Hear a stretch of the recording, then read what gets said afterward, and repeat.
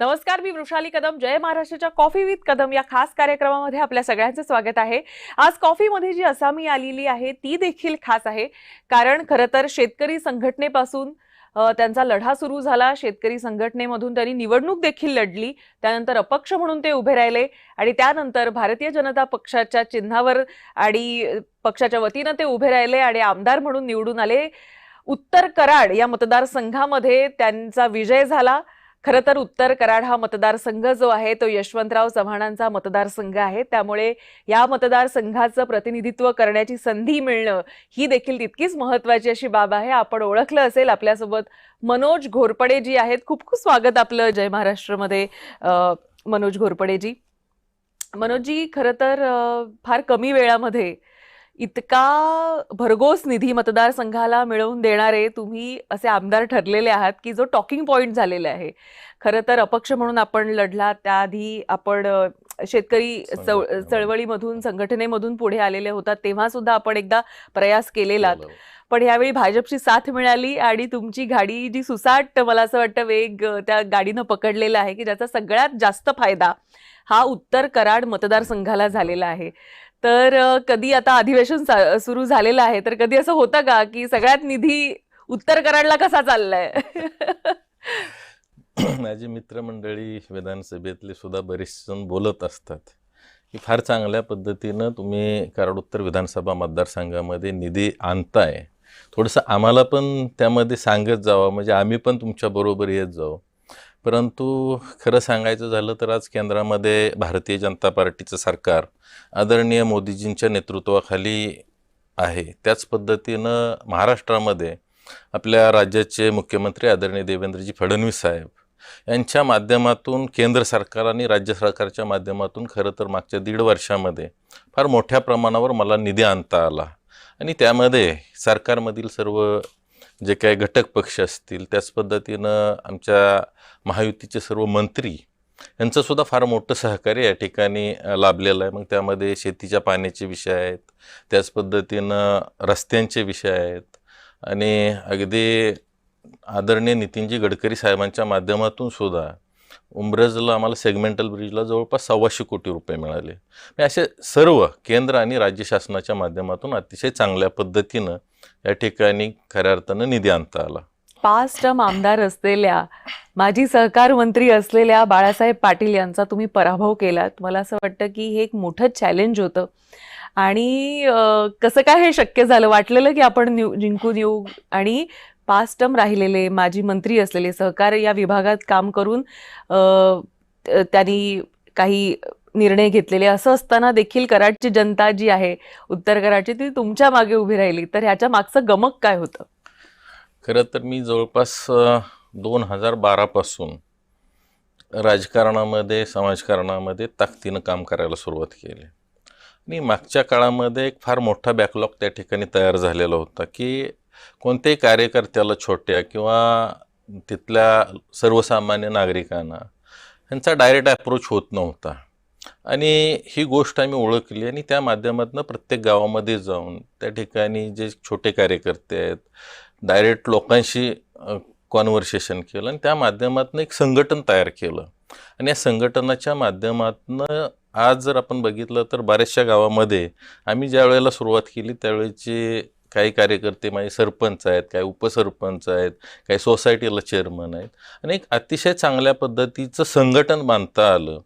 आणि त्या माध्यमातून खऱ्या अर्थानं 25 वर्षाची सत्ता उलटवण्यामध्ये ह्या मंडळींचं फार मोठं सहकार्य झालं. आणि महिलांमध्ये सुद्धा मी त्यावेळेला पाहिलं की त्यांनासुद्धा एक व्यासपीठची गरज होती आणि त्या अनुषंगानं स्वाभिमानी महिला सखी मंचच्या माध्यमातून माझी आई जिल्हा परिषद सदस्य होती, त्याच पद्धतीनं माझी बायको असेल, तसंच माझी वहिनी आत्ता जे भारतीय जनता पार्टीच्या सातारा महिला आघाडीच्या जिल्हाध्यक्ष आहेत, यांच्या माध्यमातून सुद्धा महिलांमध्ये, युवतींमध्ये एक चांगल्या पद्धतीचं काम, त्यांच्या हाताला रोजगार देण्याच्या उद्देशानं त्या ठिकाणी मग शिलाई मशीनचं वाटप असेल, त्याच पद्धतीनं त्यांना जे काय लागणारे महिलांच्या विषयाच्या अनुषंगानं कॅम्प घेणं असेल आणि त्यातून एक चांगल्या पद्धतीचं संघटन पण तयार झालं आणि आज शेतकऱ्यांना स्प्रे पंप असतील म्हणजे असे नवनवीन उपक्रम आम्ही त्या ठिकाणी चालू केले.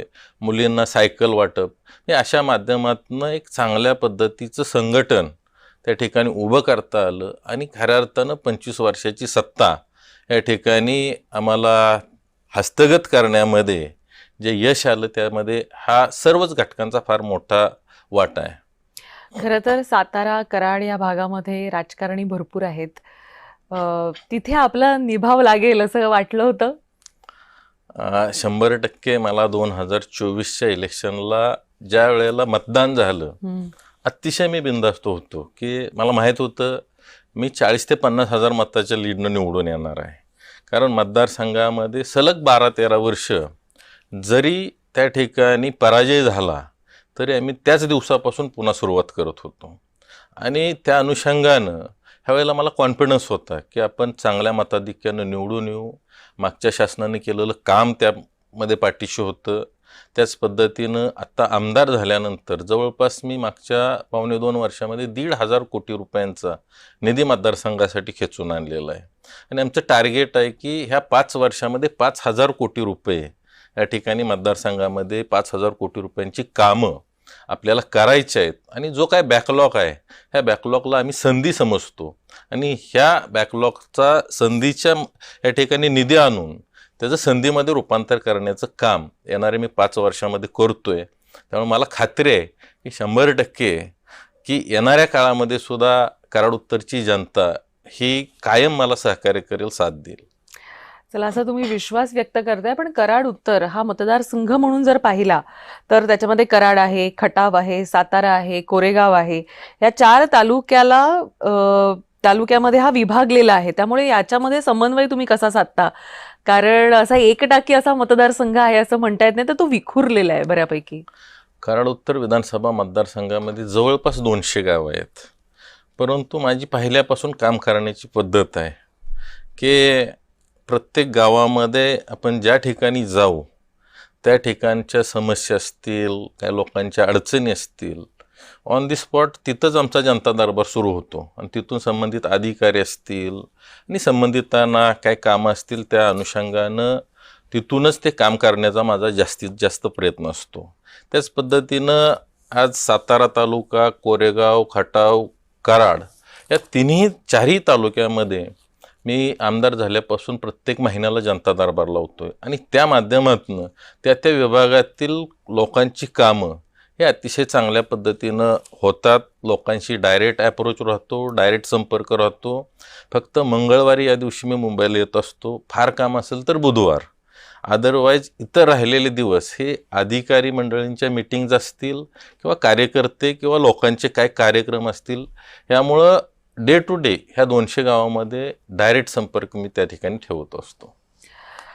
बरं, उत्तर कराडमध्ये असे कुठले प्रश्न आहेत जे बराच काळ प्रलंबित राहिलेत असं तुम्हाला वाटतं, किंवा त्यांच्यासाठी म्हणून तुम्ही प्रयत्न करताय की हे जर प्रकल्प कामी मार्गी लागले तर कदाचित अधिक प्रभावीपणे विकास जो आहे तो साधता येऊ शकतो मतदारसंघाचा?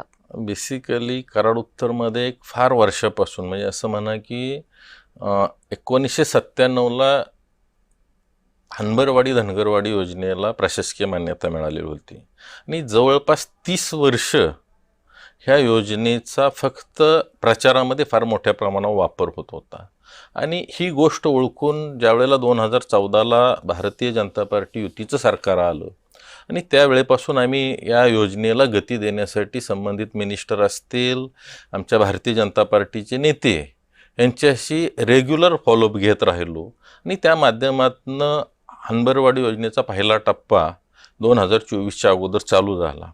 परंतु दुसरा टप्पा आता आपण टेंडर काढलं आहे, त्याचं काम येणाऱ्या 15-20 दिवसामध्ये चालू होतं आहे. त्याच पद्धतीनं धनगरवाडी टप्पा 1, धनगरवाडी टप्पा 2 ही योजना आता कार्यान्वित झालेली आहे आणि त्या माध्यमातून जवळपास 23 गावांना आता पाणी मिळायला लागलेलं आहे. त्याच पद्धतीनं उरमोडी नदीवर सुद्धा आज जर आपण बघितलं तर गणेशवाडी उपसा सिंचन योजना ती सुद्धा गेल्या वर्षी त्याला 25 कोटी रुपये आणले. तेही काम आता प्रगतीपथावर आहे. पुढच्या वर्षी ती योजना चालू होते. तसंच समर्थगाव काशीळ योजना ही सुद्धा जवळपास 60 कोटीची योजना आहे, तिचं सुद्धा टेंडर झालं आहे आणि आता तीही योजना लवकरच या ठिकाणी कार्यान्वित होईल. भाटमरळी योजनेमधून मांडवे धरणामध्ये पाणी टाकायचं नियोजन केलेलं आहे, त्या योजनेचं टेंडर झालं आहे, त्याचं सुद्धा काम आता लवकरच चालू होतं आहे. त्याच पद्धतीनं तारळी नदीवर पाल आणि इंदोली उपसा सिंचन योजना ही सुद्धा फार वर्षापासूनची त्या लोकांची मागणी होती. ज्यावेळेला माझ्या प्रचाराच्या अनुषंगानं प्रचाराचा नारळ फोडायला आदरणीय देवेंद्रजी फडणवीस साहेब आले होते, त्यावेळेला त्यांना मी मागणी केली होती की या विभागाला आपण 100 मीटर हेडला पाणी देण्याचा शब्द तुम्ही द्या, ही लोक कायमस्वरूपी तुमचं नाव काढतील आणि आपल्या पक्षाच्या पाठीशी ताकदीनं उभी राहतील. तो शब्द आदरणीय देवेंद्रजी फडणवीस साहेबांनी पाळला आणि 3 महिन्यामध्ये त्या योजनेला पाणी आरक्षित करून दिलं. आता ते सुधारित प्रशासकीय मान्यतेचं काम चालू आहे. येणाऱ्या 3 ते 4 महिन्यामध्ये तेही काम सुरू होतंय.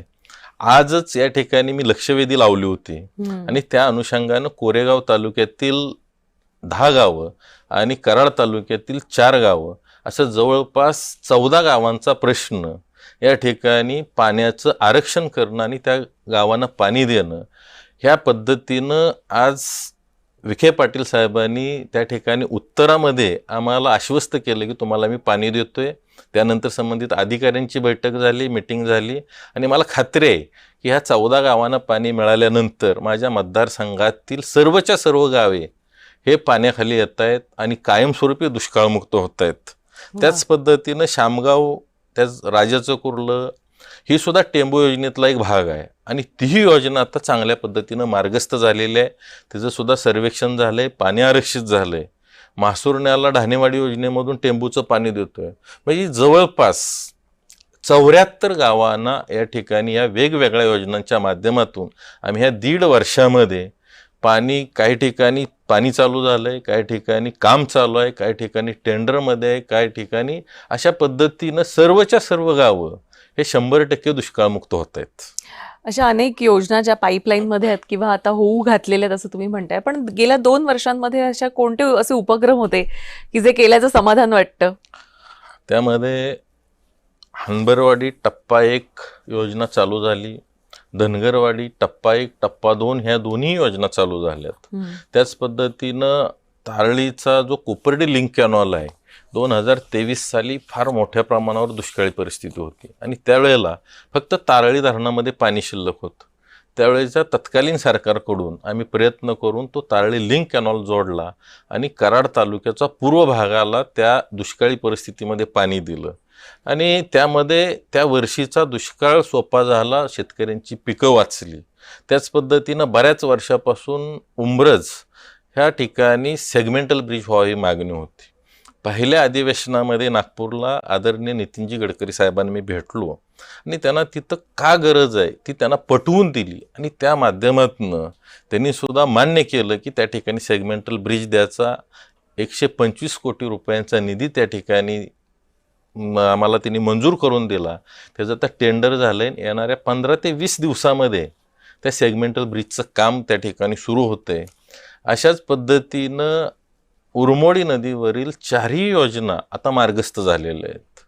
म्हणजे असं शेतीपाणी, रस्ते, त्याच पद्धतीनं आता कालच्याच ADBमध्ये एशियन डेव्हलपमेंट बँकेच्या माध्यमातून आमचे बांधकाम मंत्री आदरणीय शिवेंद्रबाबा यांच्या माध्यमातून जवळपास 475 कोटी रुपयांचा निधी माझ्या मतदारसंघामध्ये आता येतोय. रहमतपूर कराड रस्ता आहे, म्हणजे मतदारसंघातील रस्ते त्या माध्यमातून अतिशय चांगल्या पद्धतीनं होत आहेत. आमचा कोपर्डे काशीळ ब्रिजला जवळपास 50 कोटी रुपये मिळालेले आहेत.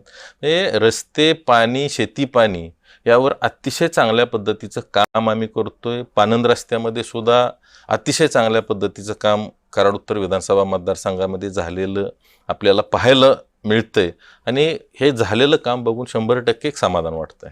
मला असं वाटतं पाणी प्रश्न हा अति महत्वाचा आहे तुमच्या मतदारसंघामध्ये. खास करून हणबरवाडी पाणी योजनेची नेमकी आत्ताची परिस्थिती काय आहे आणि याच्यामध्ये कितपत यश आले हे देखील जाणून घ्यायला आवडेल. हनबरवाडी धनगरवाडी योजना मी जसं म्हटलं तसं 30 वर्षापासून ह्या योजनेवर बरंचसं राजकारण झालं, मतं घेतली गेली, परंतु तिला मूर्त स्वरूप येत नव्हतं.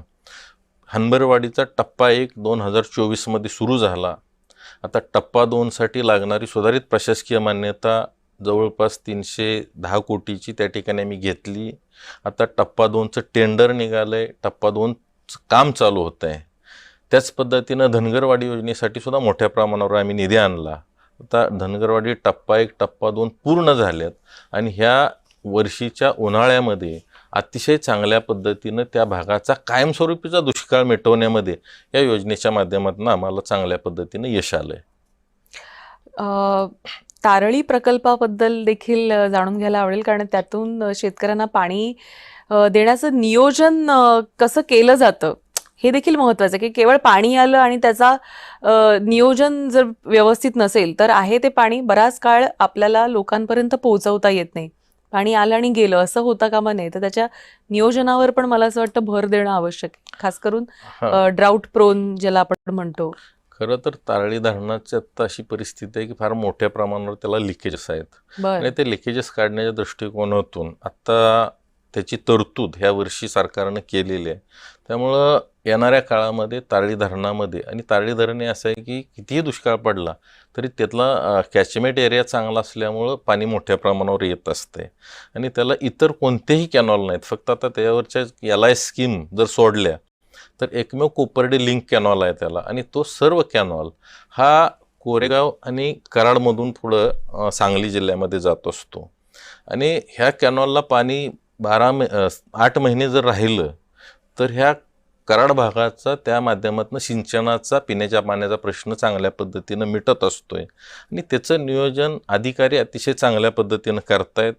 माझ्याकडं तारळी नदीचं पाणी येतं, उरमोडीचं पाणी येतं आहे, कन्हेरचं पाणी येतं आहे, धोम धरणाचं पाणी येतं आहे आणि अशा पद्धतीनं ह्याचं नियोजन जेवढं चांगल्या करता येईल ते करण्याचा आम्ही प्रयत्न करून शेतकऱ्यांना आणि पिण्याच्या पाण्याला चांगल्या पद्धतीनं सोल्युशन देण्याचं काम करतोय. शेतकरी कुटुंबातून तुम्ही येता, त्यामुळे शेतीची जाण तुम्हाला व्यवस्थित आहे. राजकारणातून विश्रांती घेत कधी गेलात का परत शेतीमध्ये, किंवा जरा पाहूया कुठे राहिलंय आपल्या किंवा गावची शेती, घरची शेती? मी आजही गावाशी फार जवळून संबंध माझा असतो. प्रत्येक सुट्टीमध्ये त्या ठिकाणी आम्ही सगळेच, माझं कुटुंब राहायला सगळेजण, आम्ही बंधू असेल सगळेजण त्या ठिकाणी जात असतो. आणि माझं तर डे टू डे एक आठवड्यातनं 1-2 दिवस मुक्कामी असतो मी तिथं. आणि शेतीची लहानपणापासून आवड आहे, वडिलांनासुद्धा पूर्वीपासून आवड होती, त्यामुळं अधूनमधून शेतामध्ये जात असतो. आणि आपल्यालासुद्धा समजत असतं की शेतामध्ये गेल्यानंतर आत्ताची काय शेतीची परिस्थिती आहे. आणि शेवटी शेतकरी कुटुंबातून असल्यामुळं पहिल्यापासून स्वतःसुद्धा काही दिवस शेती केलेली असल्यामुळं त्याविषयी एक वेगळी आवड पहिल्यापासून असल्यामुळं ही कायमची नाळ शेती शेतकरी ह्या घटकाशी असल्यामुळं कायम मी तडपेनं या ठिकाणी शेतकऱ्यांचे विषय मांडत असतो. मग ते विजेचे कनेक्शन असतील, सोलर पंपचे विषय असतील, शेती पाण्याचे विषय असतील, ह्यावर फार मोठ्या प्रमाणावर आत्ता आमचं काम चालू आहे.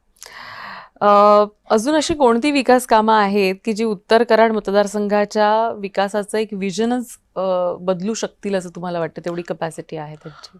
आत्ता संपूर्ण कराड उत्तर विधानसभा मतदारसंघामध्ये 17 पाणी योजना आहेत की ज्या मी आत्ता आमदार झाल्यापासून त्याच्यावर फोकस्ड आम्ही काम करतोय.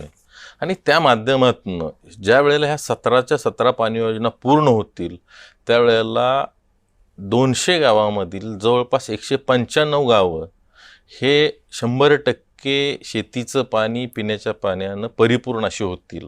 आणि त्या माध्यमातून शेतीतून सुद्धा फार मोठ्या प्रमाणावर रोजगार लोकांना मिळत असतो. ह्या विभागामध्ये ऊस हे फार महत्त्वाचं आमचं पीक आहे. आलं, ऊस आणि त्याला अलाइड मग बाकीची पिकं आहेत. आणि ह्या माध्यमातून सुद्धा तरुणांच्या हाताला रोजगार देण्याचं काम त्या ठिकाणी चांगल्या पद्धतीनं होतं आहे. तासवडे MIDC आहे माझ्या मतदारसंघामध्ये, तिचंसुद्धा जे काय प्रश्न आहेत ते प्रश्न सोडवण्याच्या अनुषंगानं रस्ते असतील, नवीन चांगले काय प्रोजेक्ट्स त्या ठिकाणी आणता येतील ह्याचंसुद्धा नियोजन चालू आहे. स्वतः आम्हीसुद्धा एक खटावमान शुगर प्रायव्हेट लिमिटेड हा माझा स्वतःचा साखर कारखाना आहे आणि त्या माध्यमातून सुद्धा लोकांना रोजगार देण्याचं आम्ही काम करतो आहे. त्याच पद्धतीनं मेडिकलशी रिलेटेड कंपन्या, छोटे उद्योग हे मतदारसंघामध्ये आणून या ठिकाणी तरुणांच्या हाताला रोजगारच देणं असं नाही तर उद्योजकसुद्धा तयार करणं, महिलांच्या बाबतीतसुद्धा महिला बचत गटांना कशा पद्धतीनं आपल्याला औद्योगिकरणाच्या प्रक्रियेमध्ये आणता येईल त्यांना काय मदत करता येईल हे सुद्धा स्वाभिमानी महिला सखी मंचच्या माध्यमातून आम्ही काम करतोय. युवकांना सुद्धा ज्या ज्या काही ठिकाणी त्यांना जे लागेल ते मदत करण्याचं काम उद्योगधंद्याच्या अनुषंगानं आणि त्याच पद्धतीनं शैक्षणिक सुद्धा हब त्या ठिकाणी कसा तयार करता येईल या दृष्टिकोनातून माझं नियोजन आहे. कराड तालुक्यामधल्या 17 उपसा सिंचन योजना ज्या आहेत त्या तुम्ही लवकरच पूर्ण करू असं आश्वासन तुम्ही लोकांना दिलेलं आहे आणि त्याचा फायदा असा होईल की कराड उत्तर जो आहे तो दुष्काळ मुक्त होईल. मला असं वाटतं की एक फारच रेव्होल्युशनरी असं हे काम होऊन जाईल. गेल्या काही काळामध्ये जो दुष्काळ ह्या तालुक्यांनी पाहिलेला आहे त्यांना एक मोठी एक जीवनदायीनीच हे ठरणार आहे ह्या 17 उपसा सिंचन योजना. सध्या त्या कुठपर्यंत आल्यात आणि तुम्ही म्हणताय वर्षभरात करू, खरं शक्य आहे का हे? यातील आता जवळपास 4 योजना ह्या कार्यान्वित पण झाल्यात, हम्म. त्याचं पाणी चालू झालेलं आहे. उरलेल्या काही योजना आहेत, जवळपास त्यातल्या 4 योजनांचं आता टेंडर झाले. एक योजना बऱ्यापैकी टेंडर होऊन 50% पूर्ण झालेली आहे आणि उर्वरित योजनांना काही ठिकाणी पाणी आरक्षित झालेलं. आता तारळीमधून दुसऱ्या टप्प्याला पाणी आरक्षित झालं आहे, त्याचं आता सुधारित प्रशासकीय मान्यता करायची चाललेली आहे. म्हणजे ते किमान येणाऱ्या 1-1.5 वर्षामध्ये ती योजना पूर्ण होईल अशी परिस्थिती आहे. परंतु आज जी मी लक्षवेधी मांडली त्यामध्ये येणाऱ्या काळामध्ये त्याला सुधारित प्रशासकीय मान्यता जी एक अटापूरची करावी लागेल, त्यामध्ये 6 ते 7 महिने जात आहेत. सर्वेक्षण हे येणाऱ्या 3 वर्षाच्या कालावधीमध्ये मला खात्री आहे सर्वच्या सर्व 17 योजना पूर्ण होऊन कार्यान्वित होतील. त्या पद्धतीनं या ठिकाणी आत्ता काम चालू आहे. प्रशासनसुद्धा चांगल्या पद्धतीचं सहकार्य करत आहे.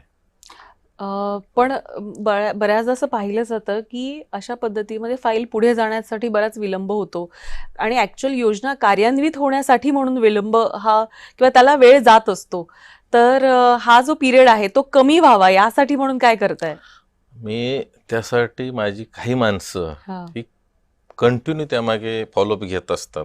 मग प्रशासकीय अधिकाऱ्यांच्या पासून प्रत्येक टेबलपर्यंत ती फाईल कशी पुढं जाईल आणि त्या अनुषंगानं त्यामुळं तर ह्या ज्या काय आजपर्यंत झालेल्या गोष्टी आहेत त्या शक्य झाल्या का तर तेवढी प्रॉम्प्ट यंत्रणा माझ्याकडे आहे फॉलोअपसाठी आणि अधिकारीसुद्धा फार चांगल्या पद्धतीचं सहकार्य करतात. आज संबंधित विभागाचे मंत्री ॲक्टिव्ह आहेत, ते सुद्धा पॉझिटिव्ह आहेत आणि सगळ्यात महत्त्वाचं म्हणजे फडणवीस साहेबांचा विश्वास असल्यामुळं आणि आमच्याकडं खरं तर विशेष लक्ष असल्यामुळं हे चांगल्या पद्धतीनं या ठिकाणी शक्य होताना आपल्याला दिसतंय. त्यामुळे लवकरच या योजना कार्यान्वित होतील अशी तुम्ही ग्वाही खात्री देताय दिलेली आम्हाला. आहे. हो हो, खात्री देतोय. तुम्ही शब्द पाळणार आणि लवकरात लवकर हे काम पूर्ण पूर्ण करणार. करणार. मला असं वाटतं की ज्या पद्धतीनं तुम्ही कामाचा झपाटा लावलेला आहे त्या अनुषंगानं तुम्ही हेही काम पूर्ण कराल असं वाटतंय. फक्त लवकर पूर्ण झालं तर येते काही जे उन्हाळे आहेत ते लोकांचे सुखकर होतील. आपण पाहिलं की पाण्याची जी वणवण आहे ती मला असं वाटतं कराडनं फार काळ अनुभवलेली आहे. अनुभवली. तुम्ही देखील ती पाहिलेली आहे. कराड नाव घेतलं की पूर्वी अशी परिस्थिती असायची की सगळं सुजलाम सुफलाम आहे असं वाटायचं. पण ज्या वेळेला तिथं काम करायला सुरुवात केली त्यावेळेला लक्षात आलं की बरीचशी गावं तिथं टँकरवर पाण्यावर अवलंबून होते. परंतु आता बऱ्यापैकी ह्या गोष्टी आम्ही तिथं संपवत आणलेल्या आहेत. ह्या वर्षी एकाही गावात टँकर लावावं लागलेलं नाही. बर बर बर ही एक मोठी अचीवमेंट आहे. achievement. कारण टँकरचं पाणी सुद्धा पिण्याच्या पाण्याची आणि टँकरच्या पाण्याची तुलना तशी होऊ शकत नाही आणि त्यामुळे अनेक आजार निर्माण होतात, रोग निर्माण होतात. कारण कसं आहे शेवटी पाणी हे महत्वाचाच विषय आहे. तुम्ही म्हणालात की मी शेतकरी कुटुंबातून आहे, अनेक वेळा मी स्वतः शेती करतो, पण शेतकऱ्याची दुःख ही तुम्हीही जाणता. शेती या विषयामध्ये तुम्ही आमदार झाल्यानंतर असा काय तुम्ही बदल केला तसं तुम्हाला वाटतं? बेसिकली मी आपल्याला सांगितलं तसं पाणी योजनांना गती चांगल्या पद्धतीने दिलेलीच आणि शेतकऱ्यांची महत्त्वाची एक अडचण असते की त्यांना लाईट वेळेवर मिळणं आणि योग्य दाबानं लाईट मिळणं. तर त्या अनुषंगानं जवळपास ह्या 1 वर्षामध्ये 185 नवीन ट्रान्सफॉर्मर शेतीसाठी आपण दिलेले आहेत. त्यामध्ये NVY असतील इतर योजनांच्या माध्यमातून. त्याच पद्धतीनं खोजीवाडीला एक सबस्टेशन कार्यान्वित केलं. भूषणगडला एक नवीन सबस्टेशनचं आता टेंडर झालं आहे, येत्या 8-10 दिवसामध्ये त्याचं काम चालू होतं आहे. त्याच पद्धतीनं आतीतला नवीन सबस्टेशन आपण घेतो आहे, वाठारला नवीन सबस्टेशन घेतो आहे. तसंच मसूर विभागामध्ये पण एक आणखी नवीन एक सबस्टेशन घ्यायचं नियोजन आहे की जेणेकरून ही सगळी सबस्टेशन झाली आणि आणखीही काही ट्रान्सफॉर्मरचं नियोजन आपण आता करून देतो आहे की जेणेकरून येणाऱ्या काळामध्ये शेतकऱ्याला योग्य दाबाने वीज पुरवठा झाला पाहिजे आणि त्याला जे काही शेतीमध्ये विजेचे अडथळे येत आहेत ते ह्या माध्यमातून 100% आपल्याला सुटलेले पाहायला मिळतील आणि त्याच्यावर ताकदीने या ठिकाणी माझं काम चालू आहे. मला असं वाटतं की हे जर झालं तर एक मोठा बदल जो आहे तो घडेल. शेतकऱ्याच्या आयुष्यामध्ये आयुष्यामध्ये त्या घडेल. भागामध्ये नक्की होताना आपल्याला पाहायला मिळेल. सह्याद्री साखर कारखान्यामध्ये नेमकं गणित कुठे चुकलं? सह्याद्री साखर कारखाना मी आमदार झालो की 3 महिन्यामध्ये इलेक्शन लागलं आणि त्या इलेक्शनमध्ये थोडंसं नियोजनाचा अभाव म्हणा किंवा त्यावेळेला स्प्लिट झालो. त्या स्प्लिट होण्यामुळं लोकांच्यामध्ये थोडासा संभ्रम तयार झाला आणि त्या माध्यमातून त्या ठिकाणी आम्हाला सत्तेपर्यंत पोहोचता जरी नसलं आलं तरी लोकांनी 10,000 मतं ही आम्हाला त्यामध्ये दिलेली आहेत आणि त्या ठिकाणी जो काय चाललेला गैरकारभार आहे खरं तर मोठ्या प्रमाणावर त्या ठिकाणी सभासदांचे जे वारस नोंद आहे हा विषय फार महत्त्वाचा त्यांनी त्या बऱ्याच वर्षापासून त्या मयत वारस नोंदी वारसा केलेल्या नोंद नाहीत. आणि सभासदांच्या अडचणी हं. ह्या मला असं वाटतं की सगळ्यात मोठा टर्निंग पॉइंट राहिला त्या सगळ्या त्या इलेक्शन इलेक्शनचा. परंतु येणाऱ्या काळामध्ये आमचं सुद्धा बारीक लक्ष आहे. त्या काळामध्ये त्यांनी काय आश्वासनं दिली होती की सभासदांना साखर मोफत देऊ. आता शेजारी कृष्णा कारखाना आहे तो कायम मोफत साखर त्या ठिकाणी देतोय. ह्यांनी इलेक्शनपुरते 1 वर्ष मोफत साखर दिली, आता पुन्हा 15 रुपये किलोला साखरेला घ्यायला लागलेत. फार मोठा उद्रेक शेतकऱ्यांच्यामध्ये आहे. पण आम्हालाही वाटतं की आदरणीय यशवंतरावजी चव्हाण साहेबांनी उभी केलेली संस्था आहे ही संस्था टिकली पाहिजे, वाढली पाहिजे आणि त्या दृष्टिकोनातून येणाऱ्या काळामध्ये शेतकऱ्यांच्या पाठीशी आम्ही कायम ताकदीनं उभं राहणार आहे आणि जे काही टेक्निकल विषय आहेत, वारस नोंदीचे विषय असतील, शेतकऱ्यांना येणाऱ्या काळामध्ये ज्या काही अडीअडचणी त्या कारखान्याच्या अनुषंगाने येत आहेत त्यामध्ये पर्सनली लक्ष घालून इथून पुढच्या काळामध्ये सभासदांना माझ्या माध्यमातून सहकार्य करणार आहे. स्वाभिमानी सखी मंचमध्ये साधारण 20,000 महिला जोडल्या गेल्या. ती मला वाटतं ही मोठा आकडा आहे हा. पण हे जोडण्यामध्ये यश कसं आलं म्हणजे मुळात तेही जाणून घ्यायला आवडेल. बेसिकली जसं मी म्हटलं तसं माझ्या घरातील माझी आई असेल, वहिनी असेल, माझी बायको ह्या सतत जे काही कार्यक्रम असतील महिलांशी संलग्न असतील मग त्यामध्ये फक्त कार्यक्रमच असं नाही तर युवतींचं काय प्रशिक्षणाचे विषय असतील, महिलांना बचत गटाच्या माध्यमातून काही विषय असतील त्या अनुषंगानं कायम महिलांमध्ये जात असतात आणि त्या ठिकाणी त्यांच्या अडीअडचणी समजावून घेऊन त्याच पद्धतीनं काही कार्यक्रम आम्ही ऑर्गनाईज करतो की त्या माध्यमातून त्यांना एक व्यासपीठ देण्याचं पण काम त्या ठिकाणी केलं जातं आणि त्यामुळं त्यांनासुद्धा एक वेगळी अटॅचमेंट ह्या स्वाभिमानी महिला सखी मंचच्या माध्यमातून कराड उत्तरमध्ये झालेली आपल्याला पाहायला मिळेल आणि त्या माध्यमातूनच ह्या सर्व महिला या ठिकाणी जोडल्या गेलेल्या दिसत आहेत आपल्याला. शिवेंद्र राजे यांच्याशी आपले अतिशय मैत्रीपूर्ण संबंध आहेत. भोसले कुटुंबियांशी आपले संबंध कसे आहेत तेही जाणून घ्यायला आवडेल आणि त्याचा किती फायदा होतो कारण अगदी बाजूचाच आहे मतदारसंघ म्हणून.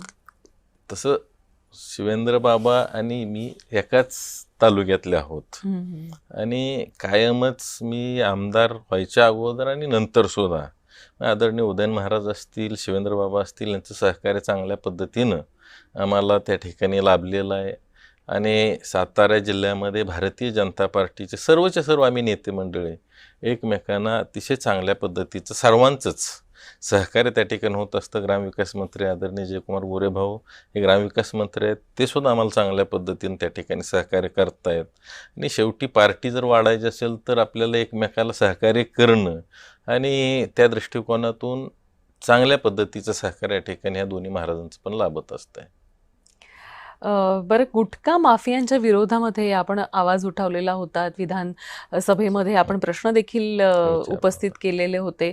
पुढे काय झालं त्यांचं तेही जाणून घ्यायला आवडेल. ज्या वेळेला आम्ही त्यावर एक लक्षवेधी लावली त्यामध्ये आमचे सहकारी सदस्य पण बरेचसे होते आणि त्या अनुषंगानं त्यानंतर फार मोठ्या प्रमाणावर गुटख्याच्या वाहतुकीच्या अनुषंगानं आणि त्यामध्ये एक विषय असा होता की त्यामध्ये जे काही लॅब्स आहेत आज ज्या वेळेला आपण सॅम्पल टेस्टिंग करतो ते सॅम्पल ठराविक लॅब्समधूनच घ्याव्यात अशा पद्धतीचं त्यावेळेला एक नोटिफिकेशन काढलं होतं ते त्यांना त्यावेळेला मागं घ्यावं लागलं आणि संबंधित अधिकाऱ्यांचा चार्ज काढून घेतल्यामुळं त्या नंतरच्या कालावधीमध्ये गुटख्याच्या अनुषंगानं फार मोठ्या प्रमाणावर कारवाई झालेल्या पाहायला मिळाल्या. आणि आता तर फार चांगल्या पद्धतीनं अन्न भेसळच्या विरोधात काम राज्यामध्ये चाललंय. धडक खरं काम तर चालू धडक आहे. काम चालू आहे आणि ते फार गरजेचं आहे, कारण डायरेक्ट या लोकांच्या आरोग्याशी हा विषय थेट संबंध करत असतो. त्यामुळं गुटख्याच्या बाबतीत मांडलेल्या लक्षवेधीचा 100% चांगला रिझल्ट आला त्यावेळेला. बरं, यशवंतराव चव्हाणांचा मतदारसंघ आपण त्याचा कारभार पुढे घेऊन जाते, मला असं वाटतं ही स्वतःच एक मोठी अचीवमेंट आहे. याकडे आपण कसं पाहता? खरं तर आदरणीय यशवंतरावजी चव्हाण साहेब यांना महाराष्ट्रामध्ये जर बघितलं तर राजकारणामध्ये, समाजकारणामध्ये एक अत्यंत महत्त्वाचं स्थान असलेलं असं ते नेतृत्व होऊन गेलं, की ह्या महाराष्ट्राची जडणघडण अतिशय चांगल्या पद्धतीने त्यांनी केली आणि त्या मतदारसंघाचं नेतृत्व करायला मिळतं हे मी माझं भाग्य समजतो. आणि त्यांच्या नावाला साजेसं अशा पद्धतीचं काम आपल्या हातून सुद्धा कसं होईल या दृष्टिकोनातून कायमच माझा त्या दृष्टिकोनातून प्रयत्न असतो. आणि येणाऱ्या काळामध्ये हा एक अतिशय आदर्श असा चव्हाण साहेबांचा मतदारसंघ उभा करून त्या ठिकाणी चांगल्या पद्धतीनं काम करून लोकांना सोयीसुविधा उपलब्ध करून देण्याचं स्वप्न मी सुद्धा बघितलेलं, ते लवकरात लवकर पूर्ण करण्याचे माझे प्रयत्न असणार आहेत. तुम्ही म्हणताय, पण सध्या तुमचा जो मित्रपक्ष आहे त्याच्यामध्ये अनेक लोक उड्या मारतायत. मला एक सांगा की या सगळ्याचा परिणाम होतो कार्यकर्त्यांवर किंवा जी खालचा जो फूट सोल्जर असतो, जी खालची पलटण असते त्यांच्यावर? बेसिकली आज जर आपण बघितलं तर आमच्या कराड उत्तर मतदारसंघामध्ये आमची 60 ते 65% ताकद आहे. त्यामुळं आणखी जरी काही घडामोडी घडल्या तरी फार काही त्याची चिंता आम्हाला वाटत नाही. आणि ठीक आहे, नवीन माणसं आली तर चांगलीच गोष्ट आहे, बेरीज होत असते आणि त्या अनुषंगानं आपल्या मनगटावर विश्वास असला की बाकीची काय अडचण किंवा आपल्या मनामध्ये भीती कधीच येत नाही. नाही, पण मला असं वाटतं की तुमचा प्रवास सुद्धा अनेक चढ उतारांचा राहिलेला आहे. सगळ्यात असा कठीण काळ कुठला होता या प्रवासामधला असं तुम्हाला वाटतं? राजकारणामध्ये बऱ्याचशा गोष्टी आम्हाला यामध्ये भोगाव्या लागल्यात आणि त्यामधून जाताना बऱ्याच मंडळींनी अतिशय चांगलं सहकार्य पण केलेलं आहे. आणि त्या अनुषंगामध्ये ज्यावेळेला आपल्याला अडचण येतात त्यावेळेला आपल्याला समजत असतं आपला जवळचा कोण, लांबचा कोण. परंतु आपण जर चांगलं काम केलं तर 100% प्रत्येक अडचणीमध्ये त्या ठिकाणी सहकार्य करणारी माणसं भेटतात आणि त्यामधून आपल्याला पुढचा प्रवास सुखकर होत असतो. आणि त्या अनुषंगानं बरेचसे चढ उतार जरी आले तरी त्या वेळेला त्या प्रत्येक प्रसंगातून या ठिकाणी चांगल्या पद्धतीनं निभावून जाता आलं, बरंचसं काही शिकता आलं. कराड हे तसं शांत आहे, हं. बुद्धिजीवी लोकांचं आहे असं म्हणतात. आणि चाणक्यही कराडचेच होते. तर कराड हे तसं शांतता प्रिय आहे. मला असं वाटतं की पाण्याचा हा जर प्रश्न जो आहे तो सुटला तर कराड हे प्रचंड समृद्ध होऊ शकतं. बरोबर आहे. जसं आपण बाजूच्या साताऱ्यामध्ये पर्यटन किंवा ह्या सगळ्या गोष्टी बघतो, कराडमध्ये सुद्धा असं काय वेगळं करता येईल किंवा कराडचं एक असं कुठलं नाविन्य जे आहे ते लोकांसमोर किंवा ग्लोबली असं प्लॅटर करता येईल असं तुम्हाला वाटतं? खरं तर कराडमध्ये फार चांगली मोठी लोक होऊन गेली. आज आदरणीय यशवंतराव चव्हाण साहेबांना महाराष्ट्राचे मुख्यमंत्रीपदी ते बसले आणि खऱ्या अर्थानं महाराष्ट्रामध्ये फार चांगल्या पद्धतीनं चव्हाण साहेबांनी काम केलं आणि तळागाळातल्या माणसाला सत्तेपर्यंत नेण्याचं काम केलं. त्याच पद्धतीनं या ठिकाणी आणखीही बरेचसे नेते मंडळी होऊन गेले. कराडला ऐतिहासिक वारसा सुद्धा फार मोठ्या प्रमाणावर आहे. बरोबर आज कृष्णा कोयनेचं संगम आहे बरोबर बरोबर त्या ठिकाणी. त्याच पद्धतीनं आज जर आपण बघितलं तर ओगलेवाडी वगैरे त्या परिसराला सुद्धा हजारमाची, तिथं सदाशिवगड आहे. त्याच पद्धतीनं पलीकडच्या बाजूला काही लेण्या आहेत आणि अशा पद्धतीचा समृद्ध इतिहास आणि वारसा खरं तर कराडला लाभलेला आहे. आणि त्या अनुषंगानं येणाऱ्या काळामध्ये नेकलेस ब्रिजचं पण नियोजन आहे.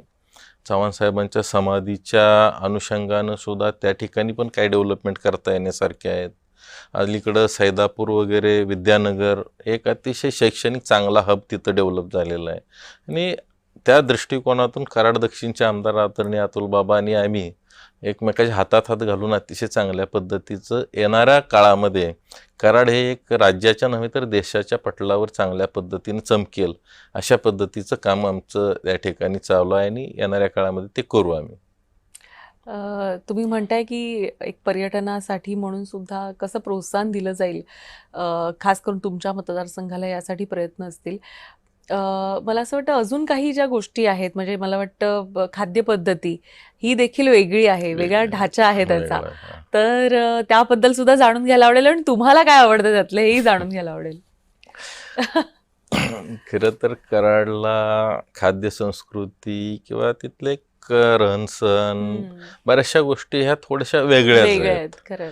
परंतु त्या ठिकाणी कराडचं पाणी वेगळं आहे असं पाणी म्हणतात. वेगळं आहे आणि कराडला नॉनव्हेज फार चांगल्या पद्धतीनं वेगवेगळ्या हॉटेल्स वगैरे त्या पद्धतीनं डेव्हलप झालेत आणि मिळत असते. आणि खवय्यासाठी व्हेज नॉनव्हेजसाठी सुद्धा फार चांगल्या पद्धतीचं त्या ठिकाणी वेगवेगळे पदार्थ तिथं मिळतात. आम्हाला सुद्धा ते आवडतात. आणि शेवटी प्रत्येक गोष्ट डेव्हलप होण्यासाठी रोड्स बाकीचे इन्फ्रास्ट्रक्चर हे पण फार महत्त्वाचं असतं आहे. आणि त्या अनुषंगानं आता फार मोठ्या प्रमाणावर रोडची कामं चालू आहेत. आता NH4चं काम जवळपास संपत आलेलं आहे.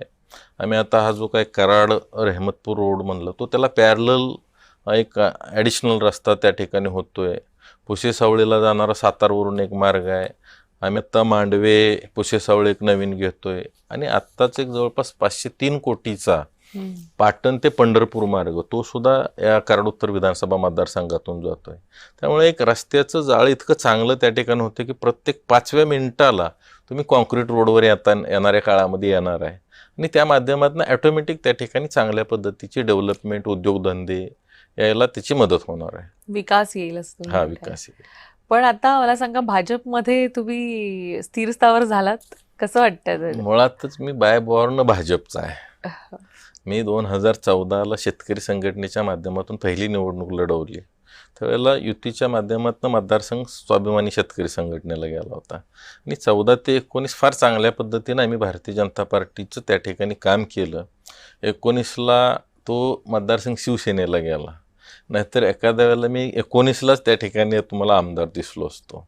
परंतु 24 साली मला भारतीय जनता पार्टीनं तिकीट दिलं आणि फार चांगल्या मताधिक्यानं त्या ठिकाणी निवडून आलो. त्यामुळं मुळातच इतर पक्षाशी माझा फार संबंधच नाही. कारण बायबॉर्न भारतीय जनता पार्टीचं असल्यामुळं आम्हाला म्हणजे अगदी 2014पासून अतिशय चांगली ताकद या ठिकाणी भारतीय जनता पार्टीच्या नेत्यांनी दिली, आदरणीय फडणवीस साहेबांनी दिली. आणि त्यामुळं इथून पुढचा सुद्धा प्रवास अतिशय चांगल्या पद्धतीचा होईल खात्री आहे. बरं, मला सांगा, आता मतदारसंघ विभागणी किंवा डिलिमिटेशन ह्या सगळ्याचे वारे वाहू लागलेले आहेत. असं वाटतंय की कदाचित येणाऱ्या अधिवेशनामध्ये केंद्रामध्ये महिलांसाठी म्हणून अधिक जागा किंवा त्यासोबतच डिलिमिटेशन होईल आणि या सगळ्यांनी मतदारसंघाचा जो आकार आहे किंवा संख्या ही वाढणार आहे. तर हे पाहता आपल्या मतदारसंघामध्ये अशा कुठल्या पद्धतीचे बदल होतील किंवा तुमचा मतदारसंघ कसा होईल याची काही आखणी केली आहे का आणि कसा असेल, म्हणजे आम्हाला स्वरूप साधारण? बेसिकली आता येणाऱ्या काळामध्ये डिलिमिटेशन होईल ही तर दिसतंयच. परंतु आपण आज ज्या मतदारसंघामध्ये काम करतोय, आपली काम करण्याची पद्धत, त्या ठिकाणी झालेला विकास आणि दिलेलं सोल्युशन पाहता ह्या गोष्टीची फार चिंता करावी असं अजिबात वाटत नाही की लोकांनी होऊन आपल्याला बोलवलं पाहिजे.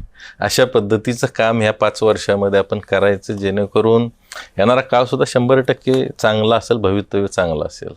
माझा हा प्रश्न विचारण्यामागचा हेतू तुम्हाला जाणला असेलच. राजकारणाला पटकन कळतं ते, कारण कसं आहे, आता 2 मतदारसंघ आहेत, 2चे 3 नक्कीच होत आहेत. अशामध्ये एक महिला मतदारसंघ होईल अशी आशंका आहे. अशा परिस्थितीमध्ये तुमच्या घरातले सगळेच इतकं सक्रिय राजकारणामध्ये आहे, तर एखादी महिला तुमच्याच घरातली या मतदारसंघामध्ये जर महिला मतदारसंघ झाला तर असू शकेल का आणि कोण असेल? बेसिकली आता सातारा जिल्ह्यामध्ये 8 मतदारसंघ आहेत. त्यामुळे येणाऱ्या काळामध्ये 11-12 असे मतदारसंघ होण्याचे चान्सेस आहेत. त्यामुळं तुम्ही म्हणताय त्या पद्धतीनं त्यामध्ये 50% महिला आरक्षण हे येणाऱ्या बिलमध्ये येणारच आहे. आणि त्या अनुषंगानं ज्या त्या परिस्थितीमध्ये जी परिस्थिती तयार होईल त्या पद्धतीनं आपण पुढं चालणार आहोत. कारण शेवटी महिलांना सुद्धा संधी मिळाली पाहिजे या मताचं आम्ही सुद्धा आहोत. आणि सगळी भारतीय जनता पार्टीनं विशेष करून आदरणीय मोदीजींनी ह्या सगळ्या जे काही डिलिमिटेशन असेल किंवा महिलांना आजपर्यंत फक्त सांगितलं गेलं की बाबा आम्ही तुम्हाला 33% आरक्षण देणार आहे, परंतु आज मोदीजींनी तो शब्द या ठिकाणी भारत देशामध्ये पाळण्याच्या दृष्टिकोनातून त्यांचे प्रयत्न चालू आहेत. आणि त्यामध्ये तशीच परिस्थिती तयार झाली तर आम्ही पण त्या गोष्टीचं स्वागत करू. तुम्ही अजूनही उत्तर हे गुलदस्त्यामध्येच ठेवलेलं आहे आणि उत्तर देणं टाळलेलं आहे कुठेतरी या प्रश्नाचं.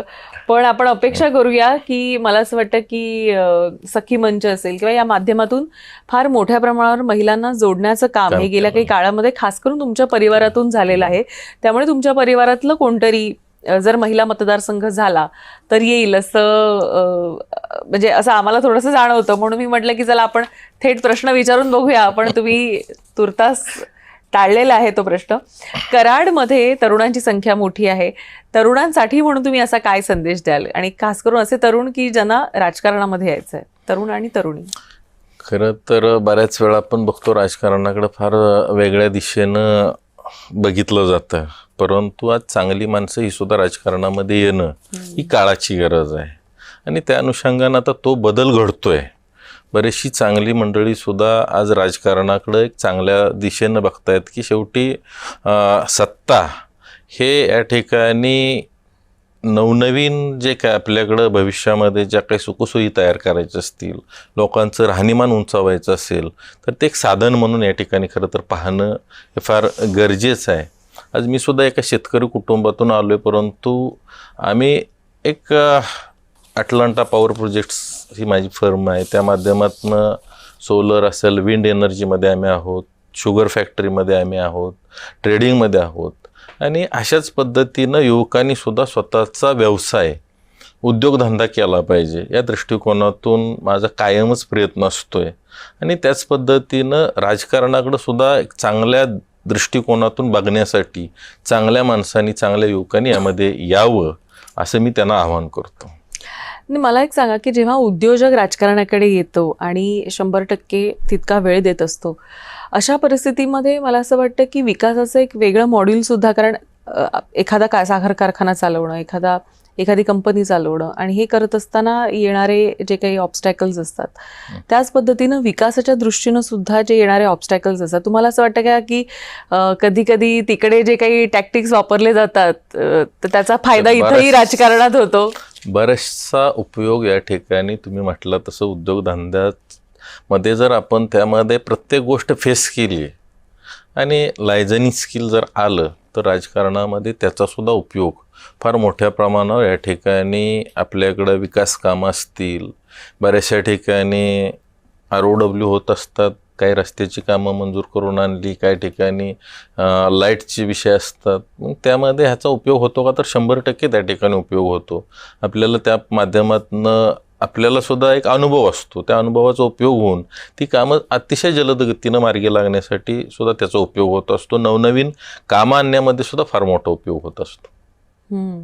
पुढच्या 10 वर्षामध्ये कराडला कुठे पाहता तुम्ही? पुढच्या 10 वर्षामध्ये कराड हे एक विकसित शहर आणि कराड उत्तर मतदारसंघ हा विकसित झालेला आपल्याला खऱ्या अर्थानं मला बघायचं आहे. आणि त्या दृष्टिकोनातूनच आता जे काम चालू आहे ते त्या दृष्टिकोनातून चालू आहे. अनेक गोष्टी ह्या कशा गुलदस्त्यात ठेवायच्या आणि वेट अँड वॉच असं सांगायचं, ह्याच्यामध्ये तुमचा हातखंड आहे. पण मला असं वाटतं की 25 वर्षाची सत्ता उलटवून देणं, मला असं वाटतं की शेतकरी संघटनेत काम करत असताना अपक्ष म्हणून उभं राहून पुन्हा जिद्दीनं उभं राहणं आणि भाजपसारख्या पक्षातून उभं राहिल्यानंतर ते इतकं म्हणतो ना पेलवणं आणि अशा पद्धतीनं जिंकून येणं, आणि त्यानंतर केवळ 2 वर्षांमध्ये एक रेकॉर्ड ब्रेकिंग असा निधी उपलब्ध करून देणं की जेणेकरून सगळ्यांचे आयबॉल्स जे आहेत ते कराडकडे, की कराडमध्ये इतकं कसं काय मिळू शकतं असं लोकांना, खास करून आमदारांना प्रश्न पडणं. मला असं वाटतं की हेच तुमचं एक मोठं क्रेडिट आहे. आणि मला असं वाटतं की पुढच्या काळामध्ये आता जो उरलेला 29 पर्यंतचा काळ आहे याच्यामध्ये तुम्ही अधिक योजना आणाल कराडकरांसाठी आणि कराडकरांचं आयुष्य अधिक सुखकारक, ईज ऑफ लिव्हिंग होईल. आणि त्यासोबतच जसं आता सगळ्यांचाच कल आहे की थोडंसं फॉरेन करन्सी कशी राज्याकडे अट्रॅक्ट केली जाईल. तुमच्या बाजूला पोटेन्शियल असलेले दोन्ही म्हणजे सातारा आहे, अशा परिस्थितीमध्ये कराडची सुद्धा एक भौगोलिक विविधता आहे. तुम्ही म्हणताय लेण्या आहेत किंवा ह्या देखील लोकांच्या समोर ग्लोबल प्लॅटफॉर्मवर कशा येतील आणि इथं देखील पर्यटकांचं, खास करून विदेशी पर्यटकांचं देखील लक्ष जे आहे ते कसं वेधलं जाईल, मला असं वाटतं याच्याकडे तुम्ही प्रयत्न कराल. कारण हल्ली काय आहे ना की खूप गर्दी असेल ना तिथं लोक जात नाहीत. तर नवीन काहीतरी खोज किंवा नवीन शोधाच्या मागे अनेक पर्यटक असतात, देशातले असतात, देशाच्या बाहेरचे देखील असतात आणि त्यांना ते आवडतं एक्सप्लोअर करायला. तर मला असं वाटतं की त्यांच्यासाठी सुद्धा कराड हे एक उत्तम पर्याय येत्या काळामध्ये निर्माण होऊ शकतो. त्यासाठी तुम्ही प्रयत्न कराल अशी आपण अपेक्षा धरूया. आणि आज तुम्ही खरं तर असेंब्लीचं सेशन चालू आहे तरी सुद्धा वेळात वेळ काढून आलात आणि आमच्याशी गप्पा मारल्यात, त्याबद्दल आपले अनेक आभार. तर कॉफीमध्ये आता वेळ झालेली आहे इथेच थांबायची, पण तुम्ही कुठेही जाऊ नका, पाहत राहा फक्त जय महाराष्ट्र.